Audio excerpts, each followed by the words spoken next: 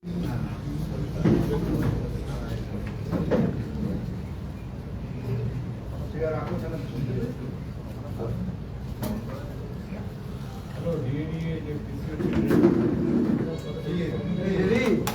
চলো। নমস্কার, সংগ্রামী যৌথ মঞ্চের পক্ষ থেকে আপনাদের সাংবাদিক বন্ধুদের সকলকে স্বাগত জানাচ্ছি। আজকে 15 বছরের একটা সরকার, যে সরকারটা এই নবান্নটাকে একটা যক্ষপুরী করে রেখেছিল, সেই যক্ষপুরী ভেঙে আমরা যখন ঢুকছিলাম মনে হলো যেন অঘ্রাণের একটা সুবাতাস বয়ে যাচ্ছে, তার মধ্যে দিয়ে আমরা প্রবেশ করেছি। বিগত 15 বছর ধরে কর্মচারীদের সাথে মুখ্যমন্ত্রী বসে তাদের আলাপ আলোচনা করা, তাদের সমস্যার কথা শোনা, কর্মচারীদের মুখ থেকে রাজ্যের সাধারণ মানুষের দুঃখ দুর্দশার কথা শোনার মতো অবকাশ তারা পাননি। কর্মচারীরা তাদের কাজ করেছেন এবং সেখানে আমরা বলেইছিলাম যে যে সরকার কর্মচারীদের সাথে থাকে না সেই সরকারকে ক্ষমতায় থাকার কোনো অধিকার নেই এবং তার জন্য যা কিছু করা হয়েছে। বর্তমান মুখ্যমন্ত্রীর কাছে আমাদের আবেদন ছিল যে কর্মচারীদের বিষয়ে যেসব সিদ্ধান্ত হবে সেই সিদ্ধান্তগুলো তাদের সাথে আলোচনা করে নেওয়া হোক। আজকে সেই বৈঠক ছিল, দীর্ঘ প্রায় 1 ঘন্টা 40 মিনিট ধরে সেই বৈঠক চলেছে। বিভিন্ন বিষয় নিয়ে আলোচনা হয়েছে। এজেন্ডা যেটা ছিল সেটা মূলত সুপ্রিম কোর্টের যে রায় ডিএ কেন্দ্রিক।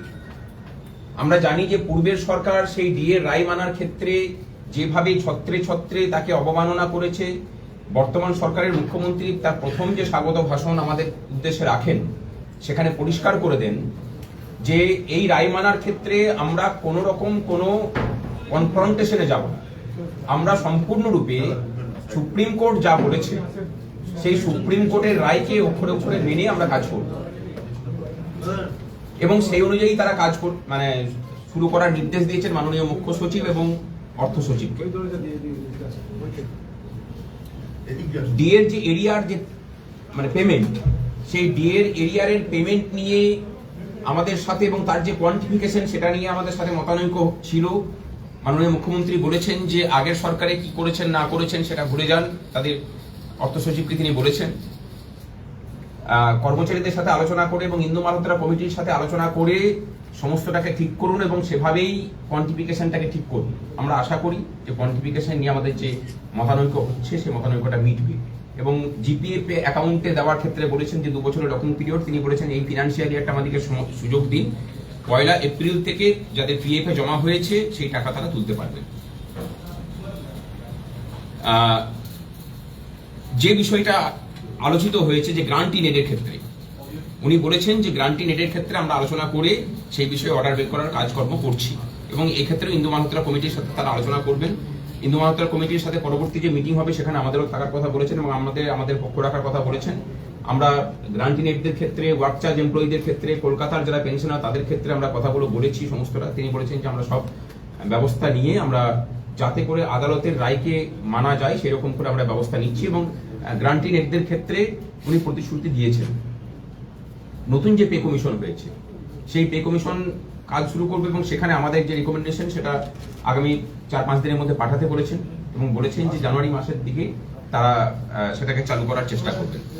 অস্থায়ী কর্মচারীদের বিষয়ে আমাদের যে প্রস্তাব ছিল যে যারা সেন্ট্রাল বিভিন্ন প্রজেক্ট বেসড যারা এমপ্লয়ি তাদের ক্ষেত্রে অন্যান্য রাজ্যে যেমন বেতন পান সেই বেতন এখানে দিতে, আর যারা এই সরকারের যারা এমপ্লয়ি তাদের ক্ষেত্রেও বিভিন্ন রকমের বৈষম্য আছে সেই বৈষম্যগুলোকে মেটানোর কথা আমরা বলেছি এবং তারা সেটাকে এগ্রি করেছেন।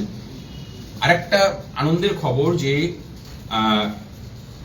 নিয়মিতভাবে মুখ্যমন্ত্রী নিজে বসা, মুখ্য সচিবের নেতৃত্বে কমিটির সাথে কর্মচারী সংগঠনগুলো বসার মতো একটা করে মেকানিজম তারা তৈরি করছেন।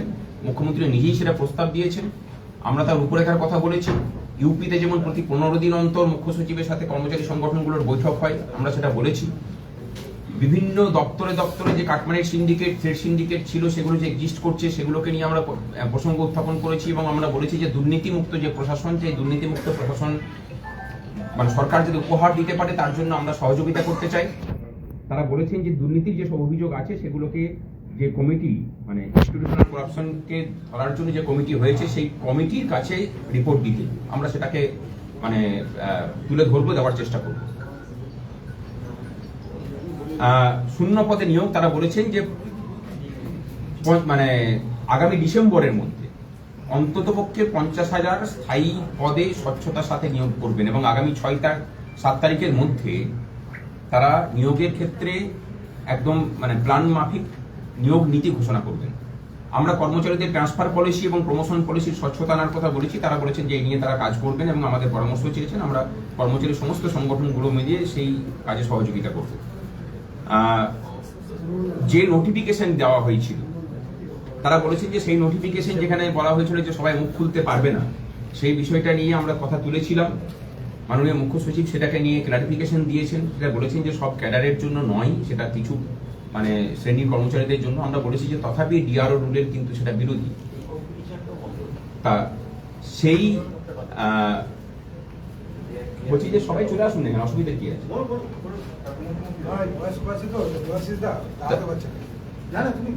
তা সেখানে তারা বলেছেন যে এই বিষয়টাকে নিয়ে তারা আলোচনা করবে।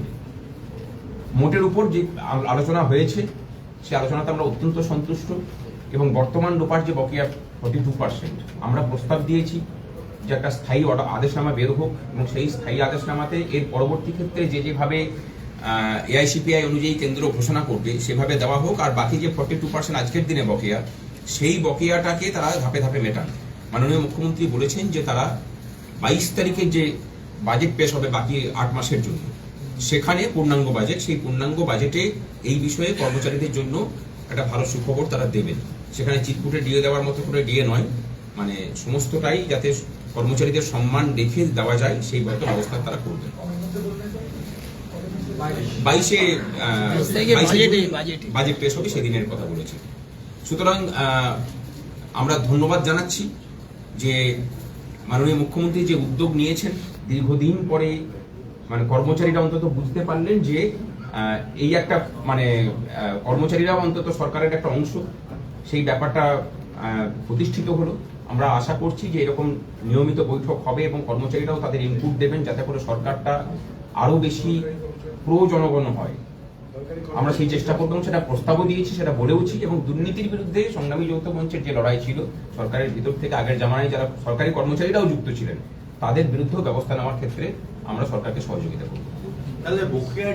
আর উনি আরেকটা কথা বলেছেন যে আগের আমলে আন্দোলন করতে গিয়ে বিভিন্ন সংগঠনের যারা শাস্তিপ্রাপ্ত হয়েছেন, সাসপেনশন কবলে পড়েছেন, তাদের নাম জমা দিতে তাদেরকে স্বস্থানে ফিরিয়ে নিয়ে আসার ব্যবস্থা করবেন এবং যেসব এমপ্লয়িরা যারা বিভিন্ন ক্রিমিনাল কেসে যাদেরকে জড়িয়ে দেওয়া হয়েছিল তাদের কেসগুলোকেও দিতে বলেছেন, তারা সেই কেসগুলোকে উইথড্র করে নেওয়ার কথা।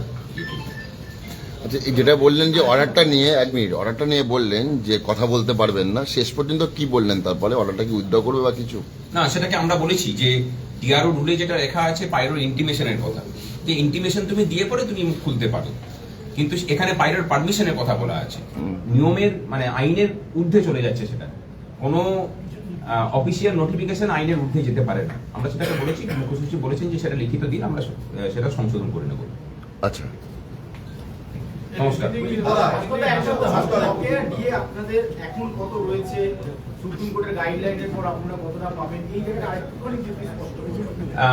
এখন দ্বিতীয় কিস্তির পয়সাকে রিলিজ করা হয়েছে সুপ্রিম কোর্টের নির্দেশ মেনে, এবং সেটা যেতে শুরু করেছে গ্রান্টি নেটদের ক্ষেত্রে। এখনো পর্যন্ত সেটা রিলিজ হয়নি। গ্রান্টি নেটদের ক্ষেত্রে তারা বলেছেন যে কনসিডার করে তারা সেটাকে ছাড়ার ব্যবস্থা করবে এবং তার সাথে ওয়ার্ক চার্জ থেকে শুরু করে সকলের জন্য।